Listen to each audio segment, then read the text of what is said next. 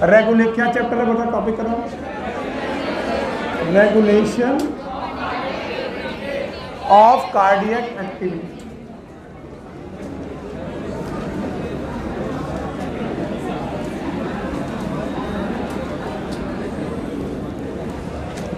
चलो भाई, ओके। तो अंकित यहीं रहना क्योंकि इसके तुरंत बाद एक्सक्रीशन चालू करेंगे, तो ये हटाना पड़ेगा। तो आप इधर आ जाओ, इधर बैठ जाओ। रेगुलेशन ऑफ कार्डियक एक्टिविटीज में सबसे पहले हमने हार्ट देखा और देखा कि हार्ट में एक नोड है, नाम है एसएमई, और इसी का नाम है पेस मेकर।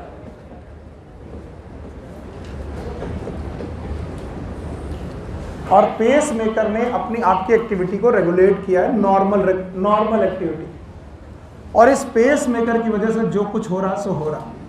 तो बोलते हैं हमारा हार्ट है myogenic, it is controlled by muscles. Myogenic का मतलब मसल्स, इसका मतलब एसए नोड भी मसल है, एवी नोड भी मसल है, बंडल ऑफ हिस भी मसल है, एंड एवरी आरबीबी, एलबीबी, ये सब मसल्स हैं।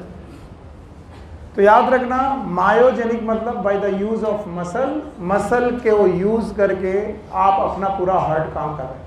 याद रखना, हार्ट पर नर्वस का डायरेक्ट कंट्रोल नहीं है, हार्ट पर नर्वस सिस्टम का यानी ब्रेन का इनडायरेक्ट कंट्रोल है। ब्रेन के पास एक सिस्टम है, नाम है एएनएस। बोलो क्या नाम? एएनएस। What is ANS?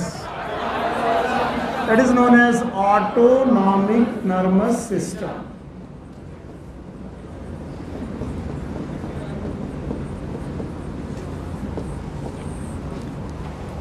एक है ऑटोनॉमस नर्वस सिस्टम। इस ब्रेन से जो ऑटोनॉमस नर्वस सिस्टम है, इससे दो प्रकार की नर्व निकल रही हैं। एक का नाम है सिंपैथेटिक और दूसरे का नाम है parasympathetic.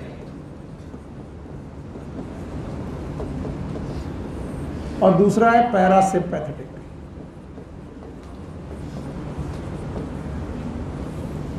Sorry, it is from ANS, parasympathetic.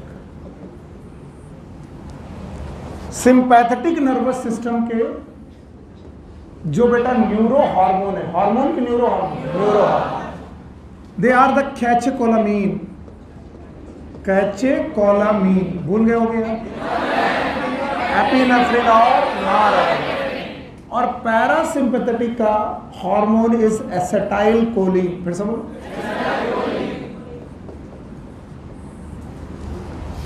तो याद रखना, हमारे हार्ट पर नर्वस सिस्टम का भी इनडायरेक्ट कंट्रोल है, और इनडायरेक्ट कंट्रोल में भी बेटा पेरीफेरल नर्वस सिस्टम्स। ब्रेन तो हो गया सीएनएस, इसके बाद एएनएस जो पोर्शन है, ये सीएनएस की PNS. PNS, what is PNS? Peripheral nervous system. और पेरीफेरल नर्वस सिस्टम का कंट्रोल है दो तरीके की नर्व से। कितने प्रकार की? दो। एक का नाम है सिंपैथेटिक और एक का नाम पैरासिम्पैथेटिक। सिंपैथेटिक नर्वस सिस्टम में देयर इज अ कैटेकोलामीन, दो हार्मोन है, एक कौन? नॉरएपिनेफ्रिन। बोलो क्या? और दूसरा कौन? एपिनेफ्रिन। नॉरएपिनेफ्रिन और एपिनेफ्रिन नाम के दो हार्मोन है, और ये दोनों हार्मोन हार्ट पे जाकर के बेटा काम करते हैं। और तुम्हें मालूम है एपिनेफ्रिन और नॉरएपिनेफ्रिन क्या करते होंगे? बताओ।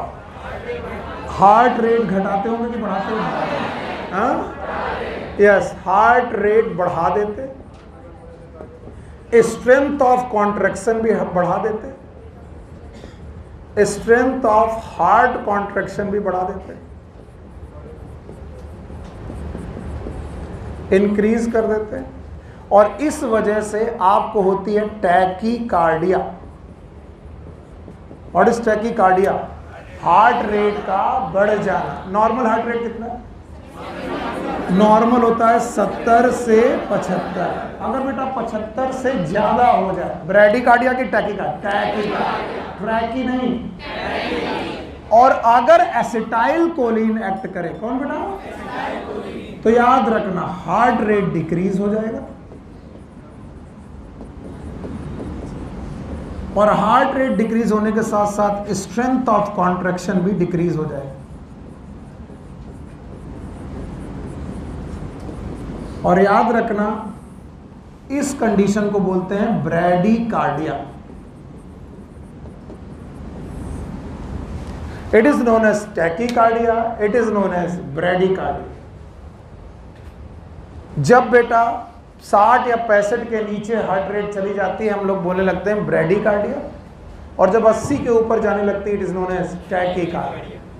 अगर टैकीकार्डिया बढ़ा, अगर टैकीकार्डिया हुआ, कार्डियक आउटपुट बढ़ जाएगा, ये याद रखना, बिकॉज कार्डियक आउटपुट किस पे डिपेंड करता है, याद है आपको? Cardiac output depends upon heart rate and stroke volume.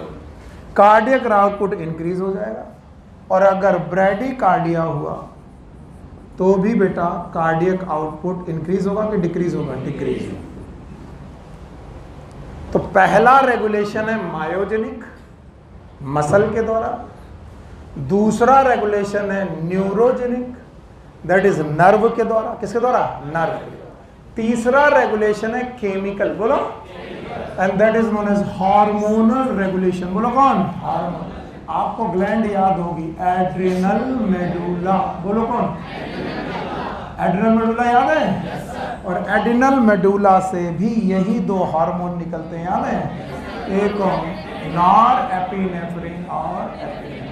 तो बताओ हम लोग अपने हार्ट का रेगुलेशन एक तरीके से कि तीन? पहला कौन? मायोजेनिक, फिर से बोलो। दूसरा न्यूरल कंट्रोल, और तीसरा कौन? Hormonal control.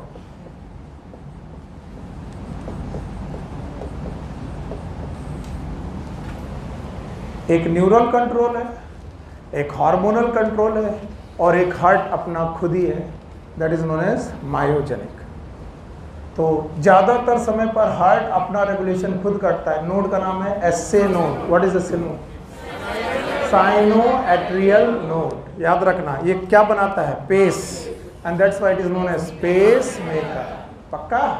और इसके बाद है बेटा एड्रिनल मेडुला से निकलने वाले कैटेकोनाबिन, और दो सिस्टम, सिंपैथेटिक और पैरासिम्पैथेटिक। बताओ, सिंपैथेटिक सिस्टम तब होगा जब इमरजेंसी हो। क्या हो? इमरजेंसी। डॉगी ने दौड़ा लिया, इमरजेंसी। एग्जाम की डेट सामने आ गई, इमरजेंसी। सर ने क्वेश्चन पूछा, इमरजेंसी। तो इमरजेंसी की समय पर जो हार्मोन काम करते हैं दे आर पैरासिम्पैथेटिक, सिंपैथेटिक, और जो आराम आराम से काम कर रहा है पैरासिम्पैथेटिक। तो कितने तरीके का कंट्रोल? तीन तरीके का कंट्रोल है। पहला, और ब्रेन से न्यूरल कंट्रोल, और बेटा एड्रिनल मेडुला से hormonal control. So this is the regulation of the heart. Bye bye करें से, thank you. Now disorders of the cardiac system, आखिरी है, चलिए। It is known as disorders of cardiac system.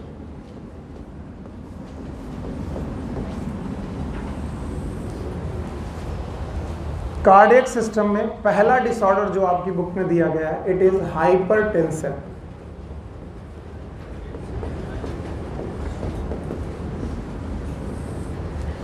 Hypertension, पहले इसे समझेंगे।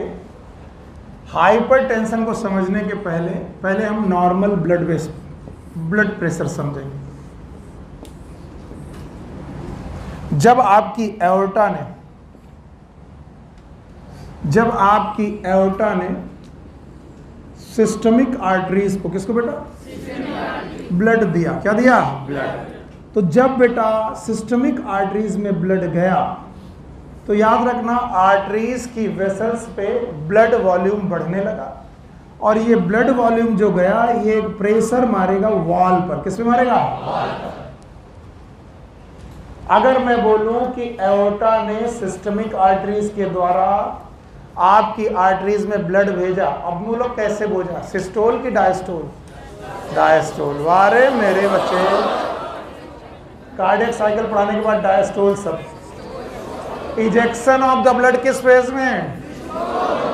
Systole. याद है? Atrial systole, isometric contraction, ejection. Ejection किया ब्लड आर्टरीज में आया, ब्लड आर्टरीज में आया तो आता हुआ ब्लड किस पे धक्का मारा, वॉल, किसकी वॉल पर, आर्टरीज, आर्टरीज की वॉल पर यूनिट एरिया पे एक फोर्स लगा, इसका नाम प्रेशर, फिर से बोलो, और इसी प्रेशर का नाम है ब्लड प्रेशर।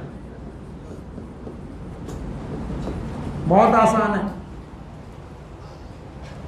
जिस समय इजेक्शन होगा ब्लड का वॉल्यूम आर्टरीज में कम है कि ज्यादा, ज्यादा, तो ब्लड प्रेशर ज्यादा, कम, और जिस समय डायस्टोल होगा क्या होगा, उस समय आर्टरीज इजेक्ट, तो क्या सॉरी जब क्या वेंट्रिकल इजेक्ट, तो क्या आर्टरीज विदाउट ब्लड होंगे, फिर भी ब्लड होगा लेकिन प्रेशर कम।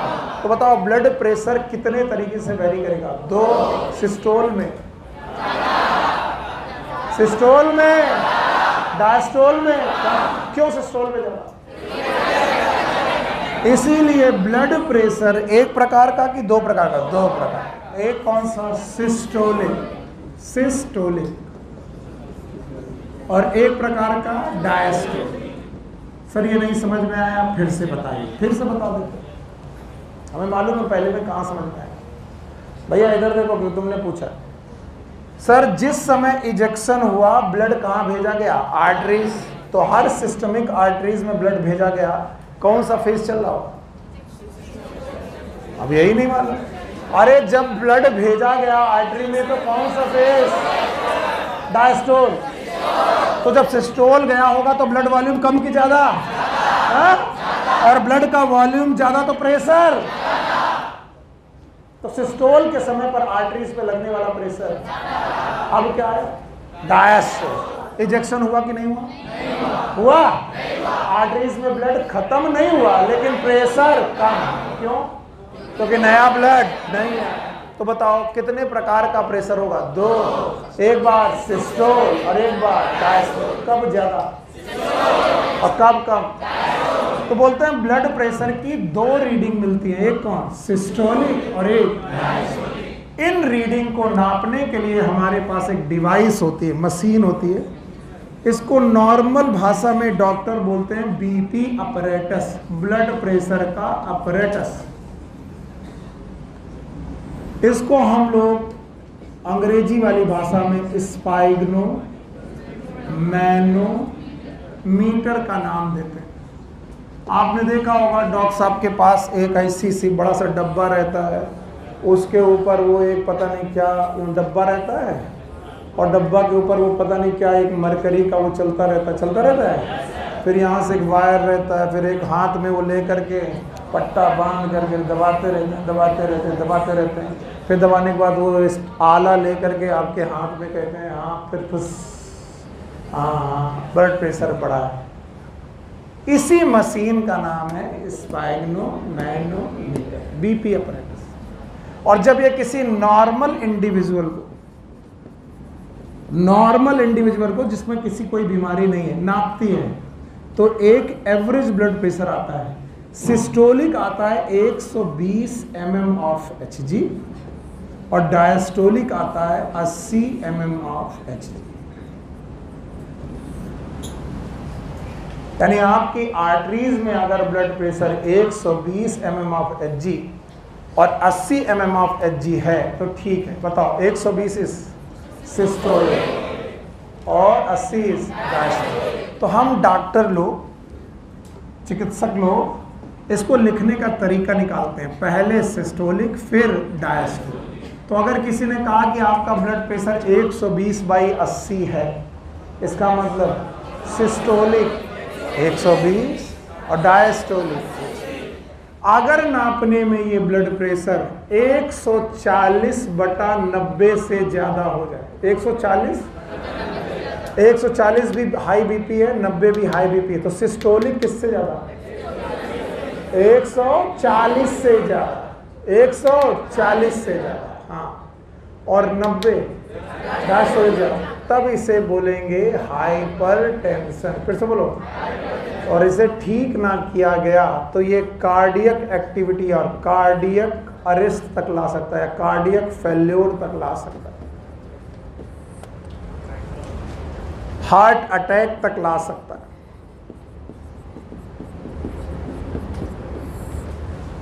तो बोलते हैं हमें अपना ब्लड प्रेशर बहुत मेंटेन रखना चाहिए। अगर ब्लड प्रेशर मेंटेन है तो आपकी ज़िंदगी अच्छी चलती रहेगी। एक और बात, आपके खान पान की वजह से ब्लड प्रेशर में बड़े चेंजेस आ रहे हैं आजकल। तो खास करके जो उल्टा सीधा खा रहे हैं, पिज़्ज़ा, बर्गर, चाउमीन, ऐसे लोग आगे चल के बीपी के मरीज होंगे, ये तय है। तो अभी खाना जारी रखें कि बंद करें? बंद। चलो, सिस्टोलिक कितना और डायस्टोलिक कितना? 80। कब बोलेंगे हाइपरटेंशन? हाँ, जब 150 के 140 से ज़्यादा। चित्रा, मैंने एक हार्ट का डायग्राम बताया था और बताया था कि ये वो डायग्राम है जब हार्ट खुला नहीं, क्या नहीं है, खुला। तो मैंने बोला था जब हार्ट खुला नहीं है तो उसके चैम्बर नहीं दिख रहे, बजाय चैम्बर ना दिखने के हमें दिख रही है उसकी देखो सुपीरियर वेना केवा, इंफीरियर, और कुछ ये क्या है, आर्क ऑफ एरोटा। फिर मैंने बोला था कि भैया यही वाला जो हार्ट है ये अपना एक ब्लड सप्लाई रखता है, यानी इसकी आर्टरीज, इसकी वॉल में भी सप्लाई करती है। हार्ट की वॉल में सप्लाई करने वाली आर्टरीज का नाम मैंने बताया था, याद है आपको? बोलो क्या नाम था? Coronary artery. बोलो क्या नाम? Coronary. These are coronary artery. कई आर्टरीज होती हैं, भगवान करे आप डॉक्टर बनो और आपको पढ़ने को मिले, ठीक है। अब ये कोरोनरीज आर्टरी करती क्या होंगी, अगर ये समझ में आ जाए तो काम बन जाए। ये कोरोनरी आर्टरी ब्लड सप्लाई कर रही है किसको? Heart wall. और हार्ट वॉल को क्या मिल रहा होगा? Yes, oxygen. क्या मिलेगा? और न्यूट्रिशन। फिर से बोलो, न्यूट्रिशन। और इस वजह से हार्ट काम कर रहा। हार्ट अकेली मसल है जो जब से काम कर रही है, अभी तक थकी फटीग है कि नहीं है? नहीं है। क्यों? क्योंकि उसको नरिशमेंट की कमी, ऑक्सीजन की कमी। खूब ऑक्सीजन मिल रही, खूब न्यूट्रिशन मिल रहा, हार्ट लब डब सिस्टोल डायस्टोल करे पड़ा। पर इस दौरान आप लोग उल्टी सीधी चीजें खा रहे हैं, जैसे saturated fatty acid, SFA। What is SFA? Palm oil, जैसे कि पाम ऑयल, ये भी सैचुरेटेड फैटी एसिड है। और आपकी बॉडी में बढ़ रहा है कोलेस्ट्रॉल। फिर से बोलो, और यही कोलेस्ट्रॉल आपकी आर्टरीज में जाकर के जमा हो रहा है।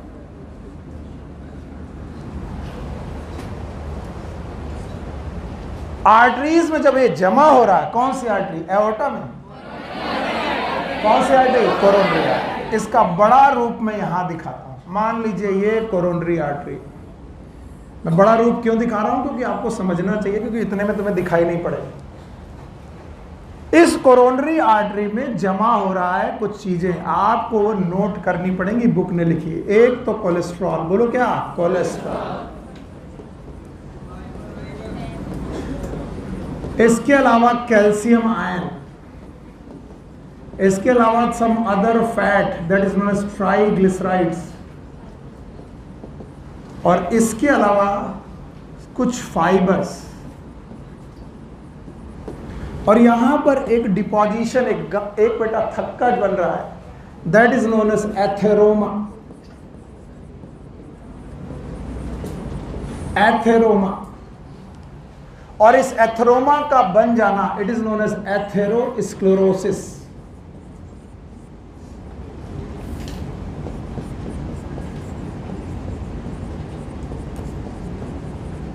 एथेरोस्क्लेरोसिस।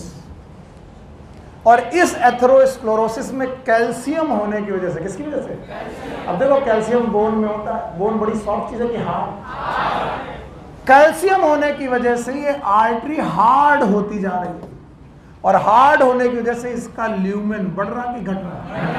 और इस वजह से यहां पर ब्लड सप्लाई, बताओ, कम हो रही। अगर ब्लड सप्लाई कम हो रही है तो एक डिसीज हो रही है, that is known as CAD, coronary artery disease.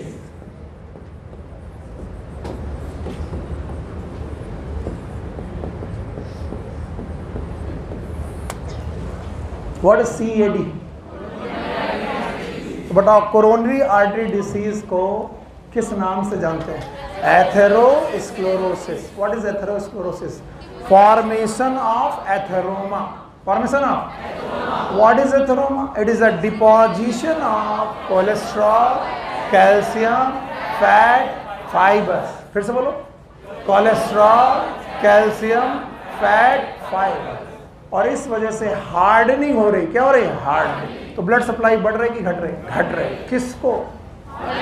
और इस बीमारी का नाम CAD। What is CAD? It is known as coronary artery disease. Okay, पहला क्या पढ़ाया? हाइपरटेंशन। दूसरा क्या पढ़ा? Coronary artery disease. तीसरा है एंजाइना। तीसरा एंजाइना। इसी से जुड़ा है, इसी से जुड़ा है, अलग नहीं है। जो आपको एंजाइना कुछ अलग लगे, पूरा नाम है angina pectoris. Chest pain, rather sweet chest pain. जब भी कोई कहता है दिल में मीठा मीठा दर्द हो रहा है, उससे बोलो डॉक्टर को दिखाओ। क्योंकि दिल में मीठा मीठा दर्द होना, इट इज एंजाइना पेक्टोरिस। समझ रहे हैं? इसका मीठे मीठे दर्द से कोई लेना देना नहीं। क्यों हो रहा? सुनो, जैसे जैसे ब्लड सप्लाई कम होने लगी, क्योंकि आपको होने लगी एथेरोस्क्लेरोसिस। बोलो, तो ब्लड सप्लाई कम होने लगी तो हार्ट को क्या कम मिलने लगी? और क्या कम? न्यूट्रिएंट। और ऑक्सीजन और न्यूट्रिएंट कम मिलने लगा तो बेटा हार्ट की कुछ मसल फटीग में जाने लगी। फटीग होता नहीं है, जाने लगी, होने लगेगा यार ऑक्सीजन नहीं मिल रहा, न्यूट्रिएंट नहीं मिल रहा। और अगर बेटा कम ऑक्सीजन और कम न्यूट्रिएंट मिलने लगा तो इस हार्ट में पेन चालू हुआ, जो चेस्ट में दिखाई पड़ा। कहां पर? चेस्ट में। And that is known as angina pectoris. किसकी वजह से हुआ? CAD। पहले क्या होगा? फिर क्या होगा? एंजाइना। बहुत गड़बड़ कर रहे हो। पहले क्या होगा? फिर क्या होगा? एंजाइना। जैसे जैसे CAD बढ़ेगा, उम्र बढ़ती जाएगी, आपके डिपोजिशन बढ़ते जाएंगे, डिपोजिशन बढ़ते जाएंगे, और नैरोइंग होती जाएगी, और नैरोइंग होती जाएगी, ऑक्सीजन और न्यूट्रिएंट और कम मिलेगा। बताइए, आपके दिल में जो दर्द चल रहा था वो धीरे धीरे घटेगा कि बढ़ेगा? बढ़ेगा। That is known as angina. और एक दिन इतना बढ़ेगा कि तुम चक्कर खा के गिर जाओगे। That is heart attack. बोलो, एंजाइना पेक्टोरिस। ये जब कॉन्सेंट्रेट बहुत भयानक होता है, अटैक आता है, that is known as heart attack.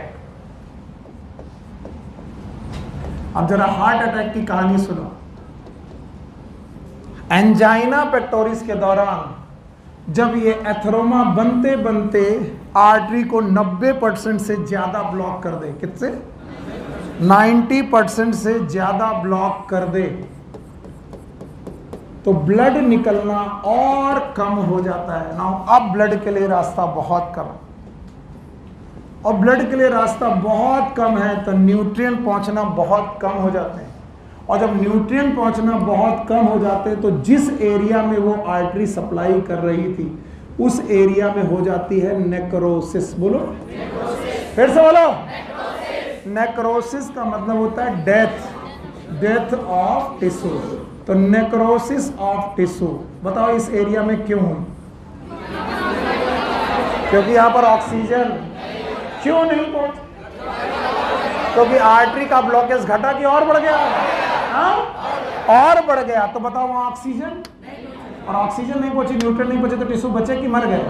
पूरा हार्ट मरा कि वो पार्ट? और वो पार्ट मर गया, इसी को बोला गया MI। बोलो, मायोकार्डियल इंफार्क्शन। बोलो, इंफार्क्शन का मतलब होता है death of tissue. Myocardial infarction, it is the death of cardiac tissue, cardiac tissue की डेथ। और हमको सेल डिवीजन में पढ़ाया गया था, दो सेल कभी डिवाइड नहीं करते, नर्व सेल और डिवाइड नहीं करते। तो बताओ ये टिश्यू दोबारा रीजनरेट, अगर ये रीजनरेट नहीं हुआ भाइयों बहनों तो ऐसे नोड से चला हुआ मैसेज यहां पर आकर रुक जाए। रुक जाएगा, आगे जा, आगे की कमान कौन संभालेगा? AV node. फिर बोलो, और एवी नोड ने अगर कमान संभाली तो रेट बढ़ेगा कि घटेगा? It is known as heart failure. फिर से बोलो, ये पहले क्या था? हार्ट अटैक का मतलब डेथ ऑफ हार्ट टिश्यू। अगर डेथ ऑफ टिश्यू हुआ तो बताओ एसए नोड का इंपल्स वेंट्रिकल तक या फिर वेंट्रिकल तक या कहीं तक नहीं पहुंची तो बताओ एसए नोड का इंपल्स बाकी जगह नहीं पहुंचा, किसने संभाला? AV node. एवी नोड या दूसरे नोड ने संभाला तो रेट वही रहेगा कि घटेगा? That is known as heart failure. फिर से बोलो, कई लोग बोलते हैं हार्ट अटैक और हार्ट फेल्योर एक ही बात है, गलत। हार्ट अटैक में भयानक पेन होगा, भयानक पेन होगा, क्योंकि आपको नेक्रोसिस हुआ, हार्ट काम करना बंद करेगा, नेक्रोसिस हुआ, एमआई हुआ, मायोकार्डियल इन्फॉक्शन, और हो सकता है कि हार्ट अटैक की वजह से एसए नोड के इंपल्स एवी नोड तक ना पहुंचे, तो एवी नोड खुद अपने इंपल्स जनरेट करेगा, क्योंकि हर नोड अपने इंपल्स करता है, तो रेट ऑफ हार्ट बढ़ेगा कि घट जाए? घट जाए। तो क्या होगा? Heart failure. कई लोग बोलते हैं हार्ट फेल्योर में हार्ट काम करना बंद हो जाता है। नो नो, हार्ट काम करता है, लेकिन रिदम में कि नॉट रिदम, नॉट एरिथमिया हो जाती है, रिदम खराब हो जाती है, जो 72 बार काम करना चाहिए नहीं करता। और अचानक अगर एवी नोड भी चपेटे में आ गया बाबू, अगर मरते मरते टिश्यू इतने मरे कि उन्होंने एवी नोड और बंडल ऑफ हिस वाला एरिया भी चपेट में ले लिया, तो एमआई का एरिया घटा कि बहुत बढ़ गया, बहुत। और अब एसए नोड भी गया, एवी नोड भी गया, इंपल्स आई कि नहीं आई? नहीं। It is known as cardiac arrest. पूरी तरीके से हार्ट का काम करना बंद होना। तो मृत्यु किससे? लेकिन हुई किसकी वजह से? ये तीनों एक दूसरे को जनरेट करते हैं। पहले क्या होगा? सीएडी। पहले क्या होगा? फिर हार्ट अटैक, फिर heart failure, cardiac arrest. Ram नाम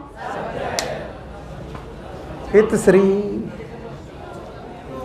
हो गया, हित श्री चतुर्थो तृतीय अध्याय। बोलो वृंदावन बिहारी लाल।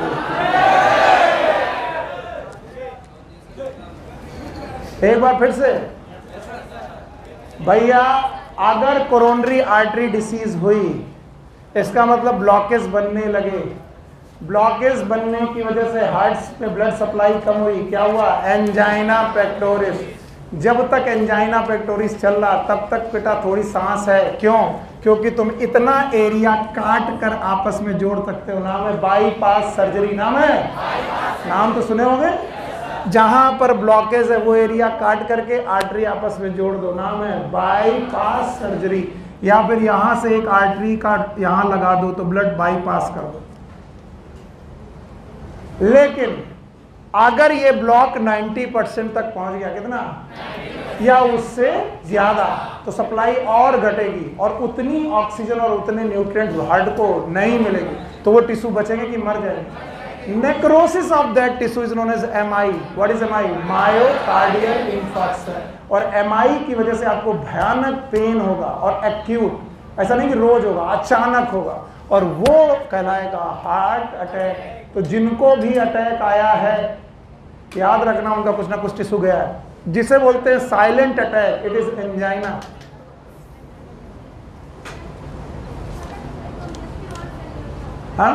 हाँ, अब हुआ क्या कि बिटिया कह रही है कि सर कंजेस्टिव हार्ट फेल्योर क्या हो गया? Heart failure is congestive heart failure. क्यों? सुनो, क्योंकि वेंट्रिकल का रेट ऑफ इजेक्शन बढ़ा कि घट गया? घट गया। इसका मतलब वेंट्रिकल पूरा ब्लड निकाल नहीं रहे और एट्रियम से आ रहा है। सुना नहीं तुमने? फिर से सुनो। हार्ट फेल्योर क्या होता है पहले वो सोचो। हार्ट फेल्योर में क्या होगा? एसए नोड का कमांड रहा कि नहीं रहा? नहीं रहा। किसका रहा? AV node. और एवी नोड का पेस एसए नोड से कम है। कम है तो इसका मतलब उसने इजेक्शन ज्यादा किया कि कम? कम। अगर इजेक्शन कम किया तो वेंट्रिकल से निकलने वाला ब्लड, सी वेंट्रिकल से निकलने वाला ब्लड कम है कि ज्यादा? कम। इसका मतलब कम निकल रहा, लेकिन लंग्स देना कम नहीं कर रहे, तो लंग्स दे ज्यादा रहे, निकाल कम रहे हो, तो यहां पर ब्लड रुकने लगेगा, और ब्लड रुकने लगेगा तो बैक फ्लो करेगा टूवर्ड्स लंग्स, और लंग्स में अगर ब्लड फ्लो किया तो लंग्स में ब्लड भरने लगेगा, और लंग्स में अगर भरने लगा तो इसे बोलेंगे कंजेशन। बोलो, और कंजेशन हुआ तो सांस लेने में भी तकलीफ होने लगेगी। It is known as heart failure with lung congestion, it is known as congestive heart failure. क्यों हुआ? क्योंकि वेंट्रिकल का काम प्रॉपर, तो जितना ब्लड निकलना चाहिए उतना, गड्ढे में पानी आ ज्यादा रहा है, निकल, तो बताओ ये वाला गड्ढा भरेगा तो बैक फ्लो मारेगा, बैक कहाँ? लंग्स, तो लंग्स से ब्लड जो आएगा उसको सपोर्ट मिलेगा कि बेटा रेजिस्टेंस, इसलिए लंग में ब्लड बढ़ेगा, लंग में क्या आएगा? कंजेशन, कंजेशन तो क्या आएगा? हार्ट अटैक के साथ सांस लेने में भी तकलीफ, and that is known as congestive heart failure. और कुछ? हाँ, हार्ट अटैक के सिम्टम्स, एक्यूट चेस्ट पेन, भयानक पर्सपिरेशन, पूरी बॉडी में, एसी में भी बैठे होगे तो पसीना निकलेगा, भयानक चेस्ट पेन होगा, maybe refer to the hand, even the left finger तक पेन जाएगा, और आपको पता नहीं चल पाएगा कि बेचैनी क्यों होगी, बीपी ऊपर नीचे होगा। यही सब हार्ट फेल्योर के, हार्ट अटैक के बेटा तरीके। इनमें से जो एमआई नाम की डिसीज है, व्हाट इज एमआई? मायोकार्डियम, ये आपको मार ही देती है, और एक डिसीज दूसरे से जुड़ी हुई है, समझ रहेगा? पहले क्या हुआ? हाइपरटेंशन, दूसरा क्या हुआ? Angina, no CAD, what is COD? Coronary artery disease. फिर क्या आया? एंजाइना, फिर क्या हुआ? हार्ट फेल्योर, फिर, और हो सकता है कि इतना बड़ा हार्ट अटैक हो कि हार्ट फेल्योर वाली स्टेज ही ना है, सीधे कार्डियक अरेस्ट। समझ रहे हो? ऐसा नहीं कि धीरे धीरे होगा, हो सकता है कि अचानक आपके साथ हो, अचानक आपको बड़ा आघात पहुंचा। तुमने पिक्चरों में देखा होगा कि दहेज देने का पैसा नहीं था, बाप को बड़ा आघात लगा, हाय राम मेरी बेइज्जती हुई है, बेइज्जती होते ही आर्टरीज क्या हुई? कॉन्स्ट्रिक्ट, और कॉन्स्ट्रिक्ट होने की वजह से अचानक ब्लड सप्लाई कम, और अचानक आया एमआई, और एमआई आते ही पिताजी निकल लिए। बिटिया ने कहा कि पिताजी मेरे दहेज नहीं दे पाए, मर गए, अब मैं कसम खाती हूँ। पिक्चर का नाम जख्मी औरत।